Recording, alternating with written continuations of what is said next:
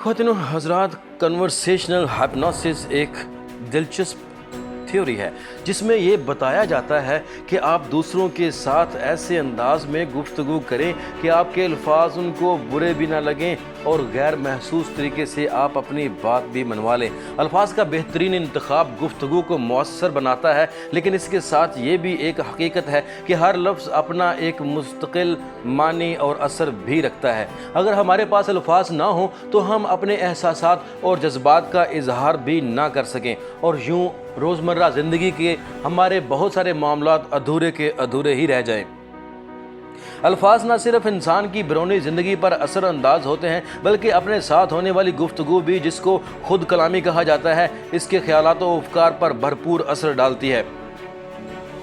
خود کلامی کی طاقت کا اندازہ آپ اس بات سے لگائیں کہ صبح نیند سے بیدار ہونے کے بعد جو پہلا لفظ منفی یا مثبت انسان کے ذہن میں آتا ہے اور وہ کچھ دیر کے لیے اس پر سوچنا شروع کرتا ہے تو پھر سارا دن وہ لفظ اس کے ذہن پر سوار رہتا ہے۔ لفظ کو عربی میں کلمہ بھی کہا جاتا ہے۔ عربی لغت کے مطابق کلمہ کا ایک معنی کلام یعنی گفتگو ہے۔ اس کے علاوہ ایک دلچسپ معنی اور بھی بیان کیا جاتا ہے، وہ ہے زخمی کرنا۔ اس معنی کے پیچھے منطق یہ بیان کی جاتی ہے کہ چونکہ الفاظ انسان کو زخمی بھی کر سکتے ہیں، اس کے جذبات کو مجروح کر سکتے ہیں، اس کے حوصلوں کو پست کر سکتے ہیں، اس کو جوڑ بھی سکتے ہیں اور توڑ بھی سکتے ہیں، اس کی حوصلہ افزائی بھی کر سکتے ہیں اور حوصلہ شکنی بھی، تو اس وجہ سے اس کا یہ معنی بھی بیان کیا جاتا ہے۔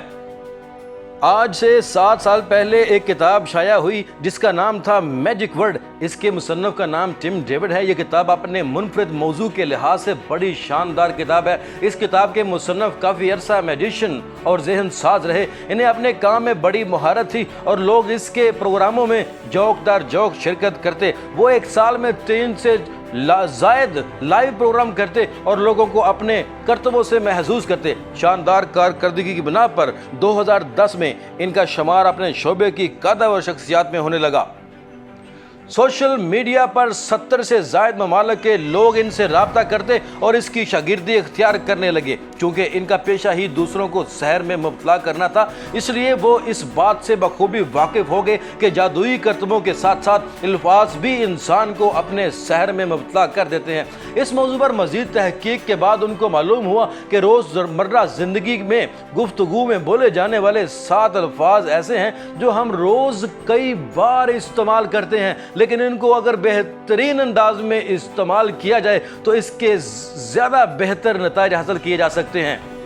اس کتاب میں چھوٹے چھوٹے نفسیاتی حربے بیان کیے گئے ہیں جن کی بدولت معمولی الفاظ بھی سننے والے پر گہرا اثر چھوڑتے ہیں اور اس کے سوچ، رویے اور عادات میں تبدیلی لاتے ہیں۔ الفاظ کے جادو کا یہ کھیل اس قدر زبردست ہے کہ کسی بھی انسان کے رویے کو بدلنے کے لیے براہ راست اس کو بتانا نہیں پڑتا، بلکہ اس کے لاشعور میں ایک نئی بات ڈال دی جاتی ہے۔ وہ بات اس کے ذہن کو سوچنے پر مجبور کرتی ہے، سوچنے سے عمل وجود میں آتا ہے اور یوں متوقع نتائج نکل آتے ہیں۔ اس کتاب میں بیان کردہ ٹم ڈیوڈ کے وہ 7 الفاظ ہم آپ کو بتانے جا رہے ہیں، تو ویڈیو کو مکمل دلچسپی کے ساتھ اینڈ تک دیکھیے تو آپ کی زندگی بھی بدل جائے گی اور آپ لوگوں کی زندگی بدلنے کے قابل بھی ہو جائیں گے۔ ان 7 الفاظ میں سے پہلا لفظ ہے جی ہاں، یس کا لفظ۔ گفتگو میں بولتے وقت جی ہاں کا لفظ کس طرح استعمال کیا جائے، کہاں استعمال کیا جائے، آئیے ہم آپ کو بتاتے ہیں۔ جب بھی کسی گفتگو میں آپ جی ہاں یا ٹھیک ہے سے آغاز کرتے ہیں تو مخاطب کے دل میں آپ کے لیے قدر پیدا ہو جاتی ہے، اگرچہ آپ اس کی سوچ سے اختلاف رکھیں۔ اس کے برعکس جب آپ کسی کی بات سن کر نہ یا نہیں سے اپنی بات کا آغاز کرتے ہیں تو اس سے تکرار پیدا ہوتی ہے۔ تکرار سے بات طویل سے طویل ہوتی جاتی ہے اور اس کا کوئی حل نہیں نکلتا۔ اگر آپ کسی سے متفق نہیں بھی تو ٹھیک ہے کا استعمال کیجئے، اس کی بات تحمل سے سنیں، اس کے بعد اپنی رائے پیش کریں تو عین ممکن ہے کہ سننے والا آپ کی رائے مان لے اور یوں آپ اس سے اپنی بات منوا لیں۔ خواتین و حضرات، اس کے علاوہ ہماری زندگی میں 7 الفاظ جو بہت طاقتور ہیں جو بہت زیادہ گفتگو میں اہمیت رکھتے ہیں، ان میں تیسرے نمبر پر جو الفاظ ہیں وہ ہیں کیوں کہ، جس کو ہم بیکاز کہتے ہیں انگلش میں۔ ہمارے دماغ حقائق کے تلاش میں رہتے ہیں، ہم وہ چیزیں بآسانی تسلیم کر لیتے ہیں جن کی منطق ہمیں سمجھ آ جاتی ہے۔ لفظ کیونکہ کا لفظ بھی دو جملوں کے درمیان رابطہ کا کام کرتا ہے، کیونکہ یہ پہلے ادا کیا جانے والا جملہ وہ واقعہ ہوتا ہے جو ہمارے ساتھ پیش آیا، اور اکثر ہمارے لیے اسے تسلیم یا قبول کرنا مشکل ہوتا ہے۔ لفظ کیونکہ کے بعد والا جملہ اس واقعے کا سبب واضح کرتا ہے، اور یوں پہلے جملے میں بیان کیا گیا واقعہ قابل برداشت ہو جاتا ہے۔ جو بات کسی وجہ کے بغیر بیان کی جائے، لوگ اس میں الجھ جاتے ہیں اور قبول نہیں کرتے۔ چوتھے نمبر پر مخاطب کا نام ہے۔ جب ہم کسی سے مخاطب ہوتے ہیں، کسی سے بات کر رہے ہیں، تو اس کا نام ہم کس طرح ادا کرتے ہیں، کس طرح اس کو بلاتے ہیں، کس طرح اس کو ادا کرتے ہیں۔ ڈیل کارنیگی کے بقول دنیا کا سب سے پرکشش لفظ خود انسان کا اپنا نام ہے۔ نام میں وہ کشش ہے جو کسی دوسرے لفظ میں نہیں۔ کسی بھی انسان کو اس کے نام سے پکارنے سے اس کو یہ احساس ہوتا ہے کہ میری ایک حیثیت ہے، یہ ایک طرح کی عزت افزائی ہے۔ بھرے مجمع میں بھی کسی کا نام پکارا جائے تو اس کی توجہ فوراً اس آواز پر جائے گی کہ کس نے کہاں سے اس کا نام پکارا ہے۔ ہر انسان کو اس کے نام سے پکاریے، یوں اس کے دل میں آپ کے لیے عزت اور قدر بڑھے گی۔ پانچویں نمبر پر جو لفظ استعمال ہوتا ہے اس کو ہم کہتے ہیں اگر۔ انگلش میں کہتے ہیں if، اردو میں اس کو اگر کہتے ہیں۔ لفظ اگر کا لفظ جملے میں موجود مزاحمت کی قوت کو توڑ دیتا ہے اور سننے والے کو ایک نئی امید دیتا ہے۔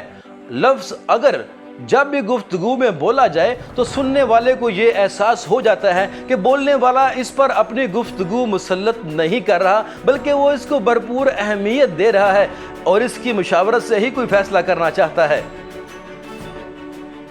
مثلا آپ کے دوست اس بات کے خواہش مند ہیں کہ آپ ان کے ساتھ سیر کے لیے جائیں، لیکن آپ کسی ضروری کام میں مصروف ہیں اور آپ ان سے کہتے ہیں اگر ہم شام کو چلے جائیں، تو یہ جملہ زیادہ مؤثر ہے بنسبت اس کے لیے کہ آپ یہ کہہ دیں، آپ جانے سے ہی انکار کر دیں۔ اس طرح اگر کا لفظ آپ کی نفی کی کیفیت کو بہت کم کر دیتا ہے اور اگلے کے دل پر گراں نہیں گزرتا، بلکہ اس کو، اس کے جذبات کو، اس کی فیلنگ کو کنٹرول رکھتا ہے اور وہ آپ کی طرف سے مطمئن رہتا ہے۔ مدد کا لفظ چھٹا لفظ ہے۔ مدد کا لفظ روزمرہ زندگی میں ہمیں اکثر دوسروں کی مدد کی ضرورت پڑتی ہے، لیکن اکثر اوقات یہ مدد ایسے ہی بے ہنگم انداز میں مانگی جاتی ہے کہ مدد کرنے والا انسان مدد کو کر دیتا ہے، لیکن بڑی بے دلی کے ساتھ۔ مثال کے طور پر آپ دفتر میں ہیں، اپنی کوئی چیز دفتر میں بھول آئے ہیں، لیکن گھر آ کر آپ کو اس کی ضرورت پڑ جاتی ہے۔ آپ کو یاد آتا ہے کہ آپ کا ایک دوست جو آپ کے آفس میں کام کرتا ہے، اس نے بھی دفتر سے واپس آنا ہے، تو آپ اس کو وہ چیز اس کے ہاتھ سے منگوانے کے لیے اس سے رابطہ کریں گے۔ اس کے دو طریقے ہیں۔ ایک طریقہ یہ ہے کہ آپ اس کو فون کر کے کہیں تم نے ویسے بھی واپس آنا ہی ہے، میری وہ چیز آفس میں سے لے آنا۔ اور دوسرا طریقہ یہ ہے کہ آپ اس کو کہیں مجھے آپ کی مدد کی ضرورت پڑ گئی ہے، براہ کرم آپ آتے ہوئے میری فلاں چیز آفس میں سے لے آئیں۔ دونوں صورتوں میں آپ کا کام تو ہو جائے گا، لیکن دوسرے طریقے میں آپ کے دوست کو اپنی اہمیت کا احساس ہوگا، وہ اپنی عزت اور قدر کو سمجھے گا۔ دوسرے انسان کو عزت دینے کا یہ ایک بہت مؤثر طریقہ ہے۔ لفظ شکریہ۔ ہماری آج کی گفتگو میں جو 7 الفاظ ہم بیان کرنے جا رہے تھے، ان میں جو سب سے آخری لفظ ہے اور بہت ہی اہمیت کا حامل ہے وہ شکریہ کا لفظ ہے۔ شکریہ کا لفظ سننے والوں کے کانوں میں رس گھول دیتا ہے، اس کا حوصلہ بڑھ جاتا ہے اور وہ آئندہ بھی آپ کے کام آنا چاہتا ہے۔ یہ لفظ اس بات کا ثبوت بھی ہے کہ آپ نے کسی انسان کے کام کی اہمیت کو سمجھا ہے اور اس کی عزت افزائی کرنا چاہتے ہیں۔ یہ وہ عادت ہے جو انسان کو ذاتی اور پروفیشنل زندگی میں بہت ہی قابل قدر انسان بنا دیتی ہے۔ ایک عقل مند کا کہنا ہے انسان 2 سال کی عمر میں بولنا سیکھ جاتا ہے، لیکن کب کیا بولنا ہے یہ سیکھنے میں پوری زندگی لگ جاتی ہے۔ میجک ورڈز کتاب میں بیان کردہ یہ تمام وہ الفاظ ہیں جو آپ کو سکھاتے ہیں کہ آپ نے کس موقع پر کیا بولنا ہے اور کس طرح سے ایک خوشگوار انداز میں اپنے مخاطب کو قائل کرنا ہے۔ ان الفاظ کو آج ہی سے اپنی گفتگو کا حصہ بنائیے، آپ دیکھ لیں گے کہ آپ کے بہت سارے معاملات بہترین ہو جائیں گے اور لوگ بھی آپ کے گرویدہ ہوتے جائیں گے۔